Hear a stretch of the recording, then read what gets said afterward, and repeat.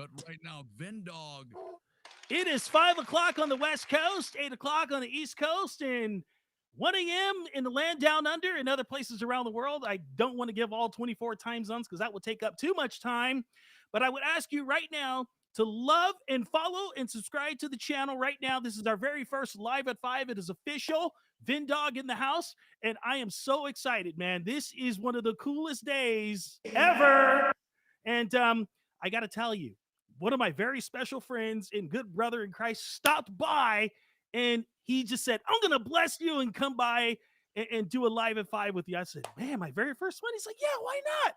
Ladies and gentlemen, actor, author extraordinaire, the man. He does it all. My brother, Christopher Palaha. What's up, man? What's up, VinnDogg? How you feeling, brother? I'm feeling good. You know, I'm in New York City right now, and I went to a funeral service for the late great Corvino. Oh, and wow.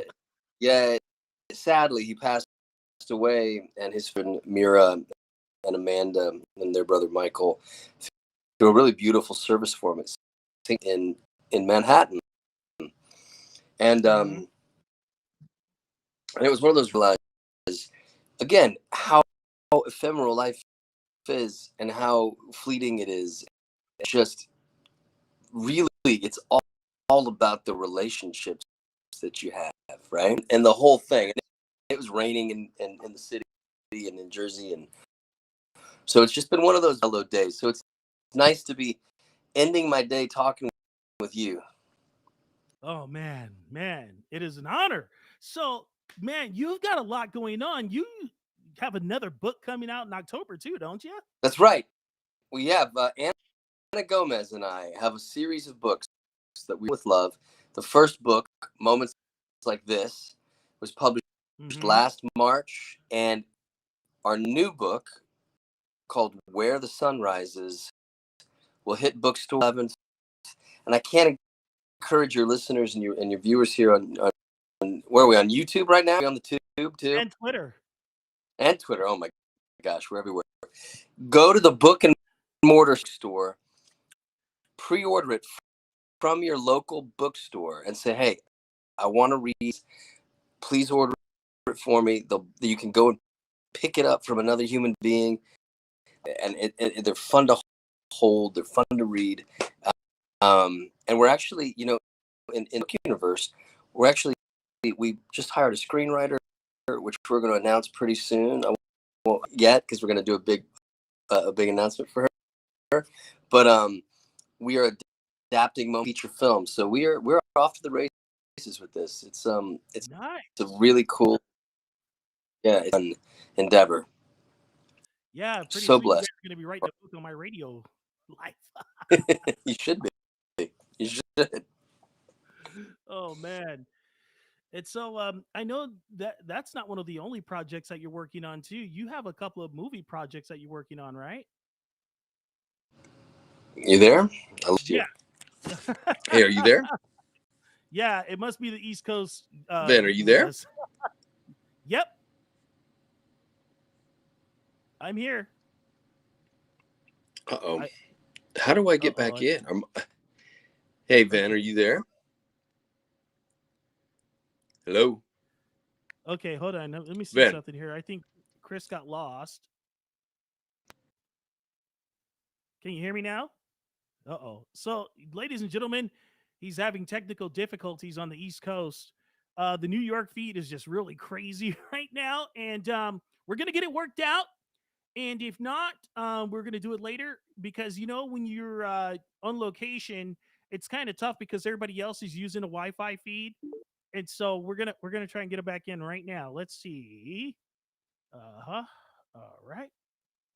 And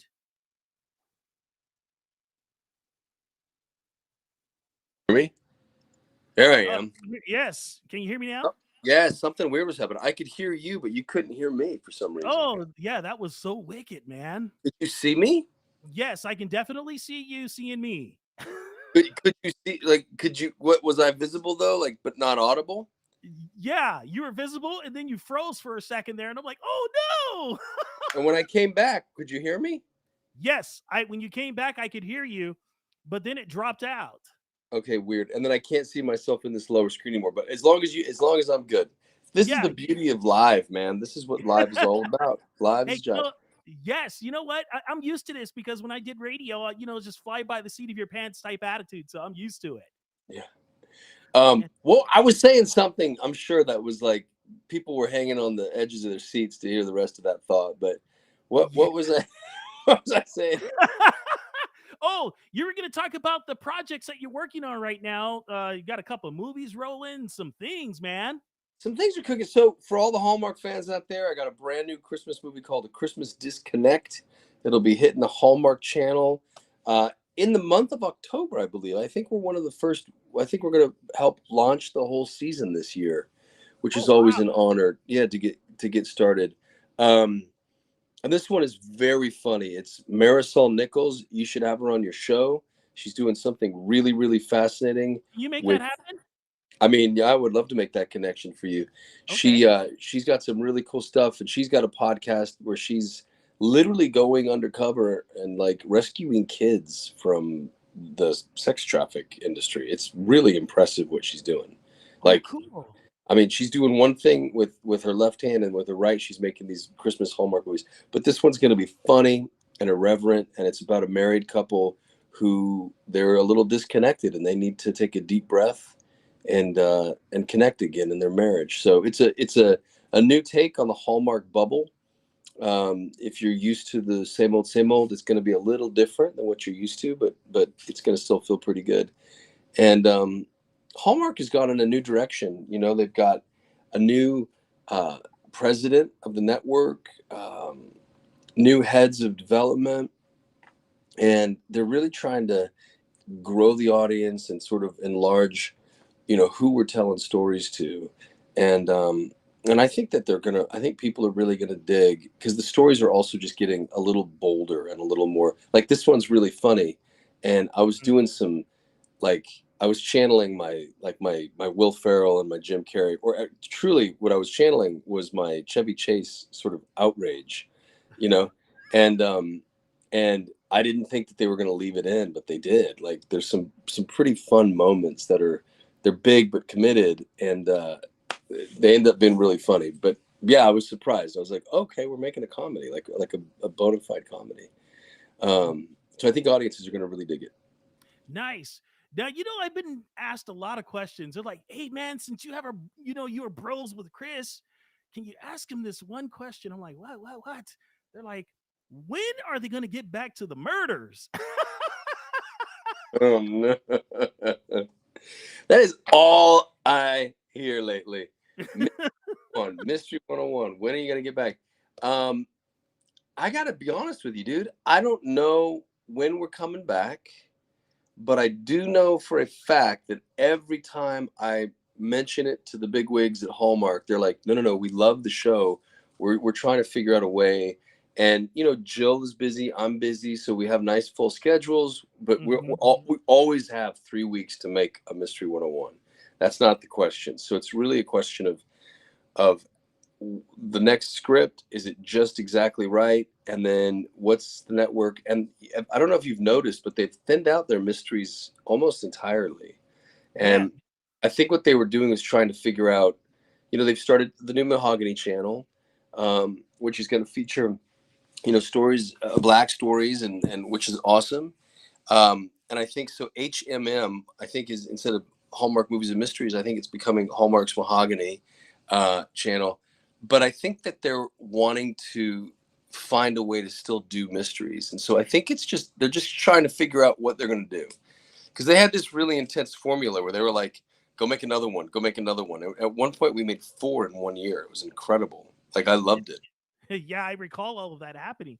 There was a lot of action going on. Because the people are like, man, there was a cliffhanger there.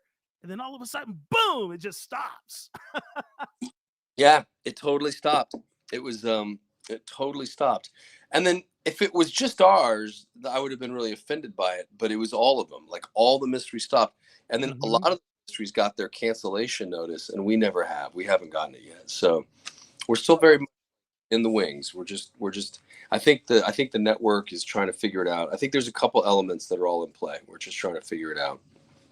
Yeah. So now that you guys are doing the whole thing on the Christmas movie scene right now, I Yeah. mean, how do you like it? I mean, we love the movies that you're in when you do the Christmas movies.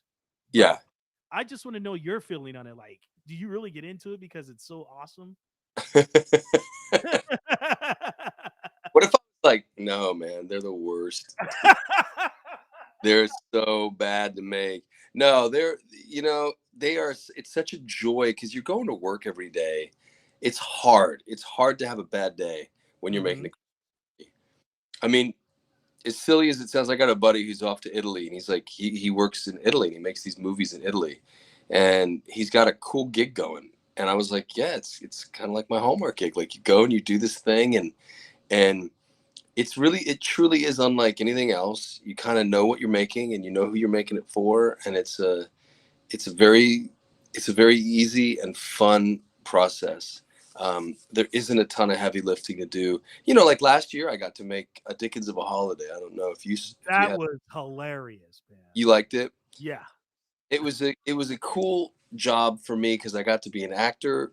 I got to act within an act. I got to be an actor within an actor, like acting. So Right. there was layers of the craft. I got to drop in and have a nice emotional. There were 2 scenes there that I was really proud of with Brooke Dorsey, and it was, so every once in a while you get to do something where your acting chops flex a little bit. You get to do something that you're really, really proud of. But at the end of the day, you're going into people's homes, you're making them happy, you're getting them ready for the Christmas spirit. It really is a cool thing to be a part of. I'm actually really. Yeah, that's awesome. Now, Chris, it's really cool that you do this kind of stuff, and you're into writing books, and you're doing the whole movie thing, and then you're getting production companies and things like that. What else is on the horizon for you, man? Isn't that enough, Ben? Haven't I done enough? You never know. I like we're the books and the books to film. That takes a big chunk of time and energy. I am working currently on a show for Amazon and MGM, which I'm really excited to announce. It hasn't been released officially yet, so I don't even know if I'm supposed to be talking about it, to be really honest with you. But it's for MGM, and it's gonna be streamed on Amazon, and it is a YA series. I can tell you that much. And I got a really cool part, and I'm excited, and I'm working on it currently. Like I'm actually right now filming, so it's all happening in real time. There's that, and then you never know what the good Lord has in store for you. I'm doing the Palace Chautauqua, and if your listeners haven't heard that, I urge them to tune in every Sunday, 4:00 West Coast time. I go live on Instagram at Polahaha, Polahaha, and we talk about everything from.